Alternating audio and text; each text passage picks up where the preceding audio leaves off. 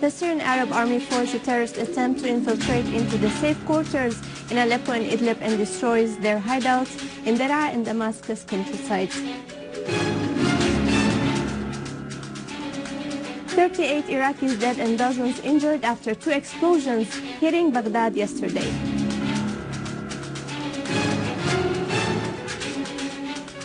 Four people killed and dozens wounded after terrorist extremists target a wedding at a church in Egypt.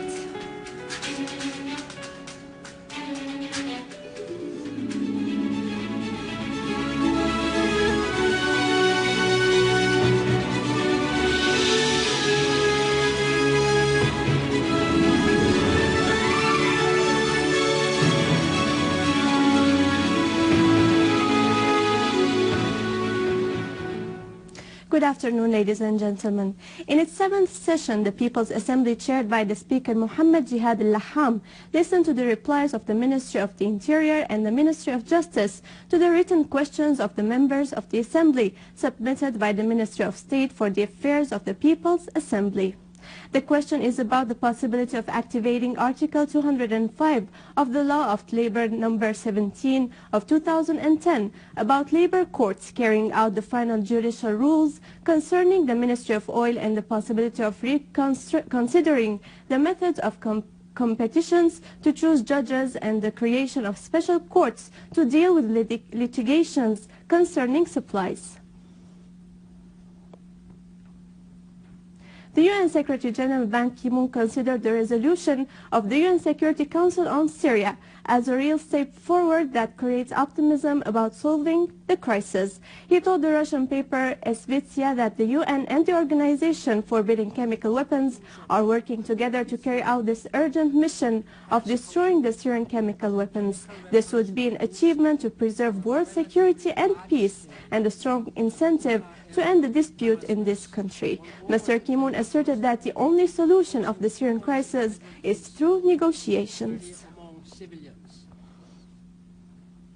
The Indian Prime Minister renewed India's appreciation of Russia's diplomatic efforts to solve the crisis in Syria and the Russo-American agreements about the Syrian chemical weapons. In a lecture in the University of International Relations linked to the Russian Foreign Ministry, he expressed support for President Putin's efforts concerning the political solution in Syria and the Russo-American agreement to destroy the Syrian chemical weapons. He also pointed out that the crisis in Syria was not tragic for the Syrian people alone, but it also threatened security and stability in the whole region and could have larger security and economic effects and implications beyond the region.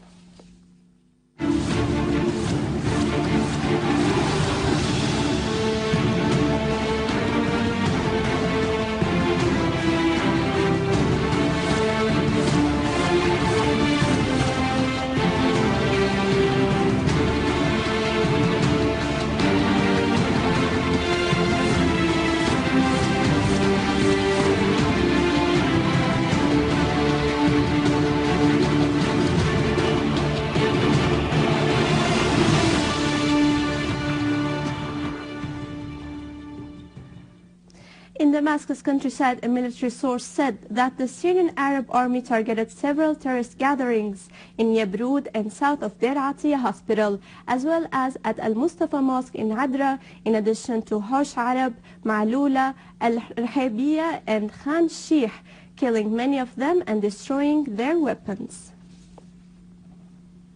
In Daraa countryside, the Syrian Arab Army units chased terrorists, confiscated 6 law missiles, 7 Israeli-made communication devices, 12 ammunition boxes, 14 machine gun and a rifle in Al-Taba village in Wa'ar al-Lajahat.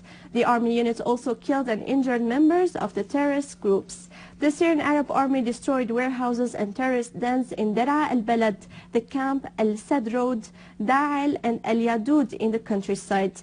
In the meantime, the Syrian Arab Army units chased an armed terrorist group who attacked military checkpoints in Al-Sheikh Meskin town, Al-Zarura, Al-Hiran, Al-Qadr, Ain Freha and Zahrat Al-Hafayr on the road of Al-Hirak, eliminated and injuring some of the terrorists. Also, the army destroyed their dens to the west of Al-Zahiriya school in Nawat town.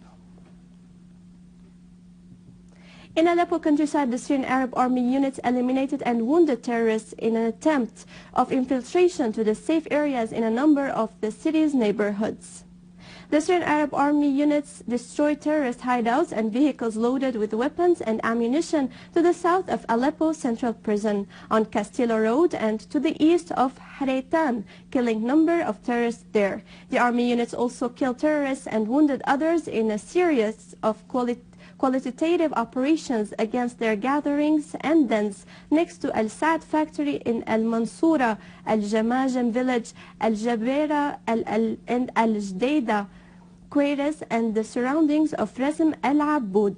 In cooperation with the citizens, the Syrian Arab Army units foiled the armed terrorist group's attempt to infiltrate towards the Triangle Garden in Saif ad-Dawla neighborhood and Al Zubair Mosque in Salah ad-Din neighborhood. The army also clashed with terrorists who tried to infiltrate towards Al Layramoun Square in Aleppo and killing the terrorists.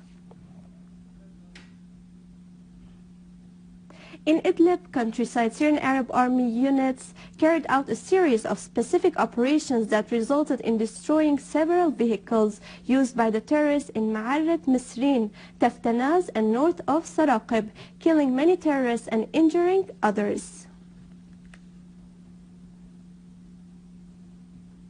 In Deir ez-Zor, Syrian Arab Army repelled an attempt by the armed terrorist groups to sneak into Al-Ikhlas Mosque. The terrorists attacked the mosque by explosives and explosive devices, inflicting heavy damages in it.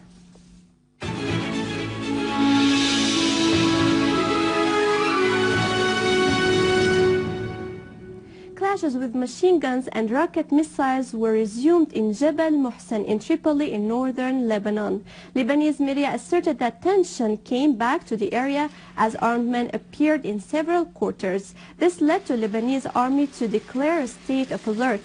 On the other hand, families from the town of Yabnin in Akkar were attacked by armed men who broke several cars and beat up many citizens. This created tension among the people of Yabnin.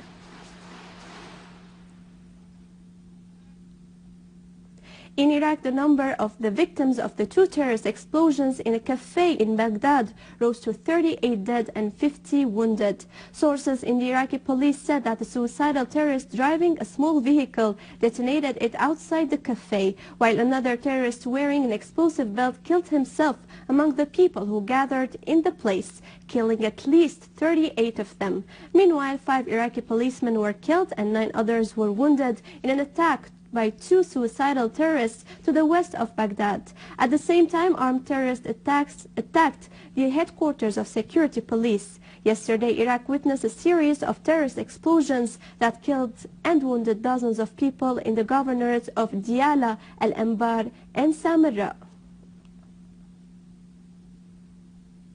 The spokeswoman of the Iranian Foreign Ministry, Mrs. Mardia Afkham, strongly condemned the Zionist attempts to destroy and divide Al-Aqsa Mosque in occupied Jerusalem. She stressed the necessity of strongly condemning these Zionist plots throughout the international and Islamic quarters. She called upon all the parties concerned to shoulder their responsibility to put an end to the desecration of the holy shrine of Al-Aqsa Mosque at the hands of the Zionists.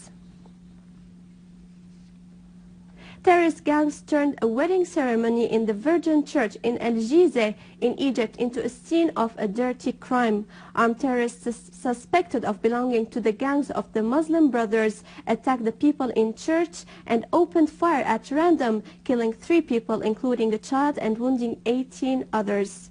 Bishop Dawood Ibrahim asserted that this crime targeted Egypt as a whole and not just one sect. He also asserted that the criminals would never succeed in igniting a dispute among the Egyptian people.